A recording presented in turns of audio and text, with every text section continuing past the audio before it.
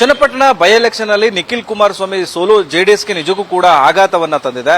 ಸೋಲಿನ ಬಳಿಕ ಮೈಸೂರು ಭಾಗದ ಇಬ್ಬರು ನಾಯಕರಲ್ಲಿ ವೈಮನಸ್ಸು ಸ್ಫೋಟಗೊಂಡಿದೆ.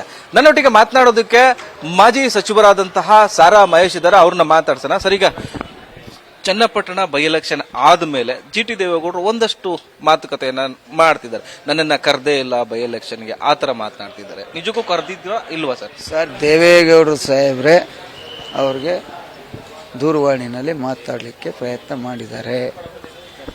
ಅವ್ರ PA ಫೋನ್ ತಗೊಂಡಿದ್ದಾರೆ, ಫೋನ್ಗೆ ಕನೆಕ್ಟ್ ಆಗಿಲ್ಲ, ಬರಲಿಲ್ಲ ಅವರು. ದಯವಿಟ್ಟು ಅರ್ಥ ಮಾಡಿಕೊಳ್ಳಿ, ನಾವು ಯಾರೂ ಅವ್ರನ್ನೇನು ನೆಗ್ಲೆಕ್ಟ್ ಮಾಡಿಲ್ಲ.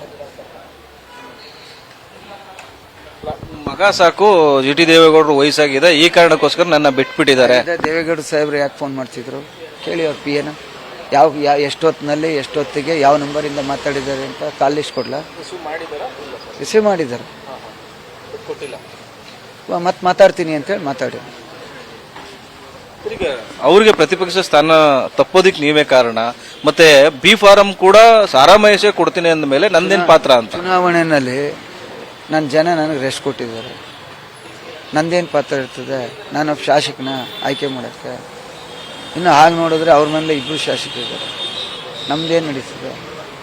ನಮ್ಮನ್ನ ಯಾಕಂತಾರೆ? ಚಾಮುಂಡಿ ಬೆಟ್ಟದಲ್ಲಿ ನಾನು ಸ್ಟೇಟ್ಮೆಂಟ್ ಮಾಡಿ ಅಂತ ಹೇಳಿದ್ನ? ಚಾಮುಂಡಿ ಬೆಟ್ಟದಲ್ಲಿ ಸಿದ್ದರಾಮಯ್ಯ ಅವರು ಪರವಾಗಿ ಬ್ಯಾಟಿಂಗ್ ಮಾಡಿದ್ದಕ್ಕೆ ಈ ಜಿಟಿ ದೇವೇಗೌಡರನ್ನ ನೆಗ್ಲೆಕ್ಟ್ ಮಾಡ್ತಿದಾರ JDS ಅಂತ. ನಾವಿನ್ನೂ ಯಾರು ನೆಗ್ಲೆಕ್ಟೇ ಮಾಡಿಲ್ವಲ್ಲ. ಚುನಾವಣೆ ದೊಡ್ಡ ಸಾಹೇಬ್ರೆ ಕರೆದಿದ್ದಾರಲ್ಲ, ದೇವೇಗೌಡ ಸಾಹೇಬ್ರೆ ಕರೆದಿದ್ದಾರಲ್ಲ,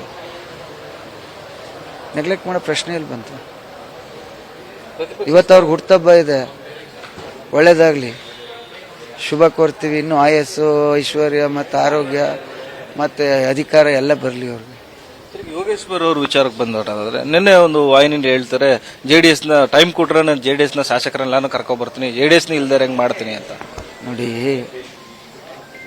ಪಾಪ ಅವ್ರ ಹಿಂದೆ ಕುಮಾರಣ್ಣವ್ರನ್ನ ಕಾಂಗ್ರೆಸ್ JDS ಸರ್ಕಾರನ ತೆಗೆದಿದ್ದೆ ಅವರು, ಅದರಲ್ಲಿ ಅವರೊಬ್ಬರು ಪ್ರಮುಖರು.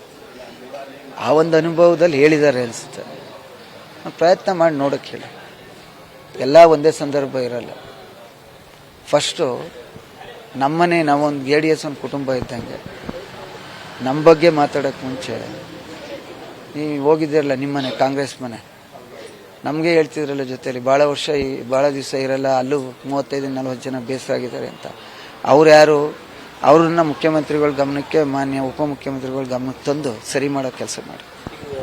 JDS ನಾಯಕರು ಜಿಟಿ ದೇವೇಗೌಡರ ಜೊತೆ ಮಾತನಾಡೋ ಪ್ರಯತ್ನ ಮಾಡ್ತಾರೆ ಅಂತ. ಅಂದ್ರೆ ನಿಮ್ಮ ಅವರ ನಡುವೆ ಏನಾದ್ರೂ ವೈಮನಸ್ಸು ಇದೆಯಾ? ಯಾವ ಕಾರಣಕ್ಕೆ ಅಂತ? ಯಾವುದು ಇಲ್ವಲ್ಲ ಸರ್. ನಿಮ್ಮ ಹೆಸರು ಹೇಳ್ತಾರೆ ಪದೇ ಪದೇ. ನನಗೆ ನನ್ನ ಕಂಡು ಅಷ್ಟು ಪ್ರೀತಿ ಅವ್ರಿಗೆ, ಅದಕ್ಕೆ ನನ್ನ ಹೆಸರು ಹೇಳ್ತಾರೆ. ಕುಮಾರಣ್ಣಗೆ ನನ್ನ ಕಂಡು ಅಷ್ಟು ಪ್ರೀತಿ, ಅದಕ್ಕೆ ನನ್ನ ಹೆಸರು ಹೇಳ್ತಾರೆ. ಬೇರೆಯವ್ರನ್ನ ಹೇಳೋಕ್ಕಾಗುತ್ತಾ? ಯಾವುದೂ ಇಲ್ಲ, ಹಂಗೆ ನೆನ್ಕೋಬೇಡಿ. Thank you. ಇದು ಮಾಜಿ ಸಚಿವ ಸಾರಾ ಮಹೇಶ್ ಅವರ ಮಾತು. ಕ್ಯಾಮರಾಮನ್ ಹರೀಶ್ ಜೊತೆ Suresh B, power TV, Mysuru.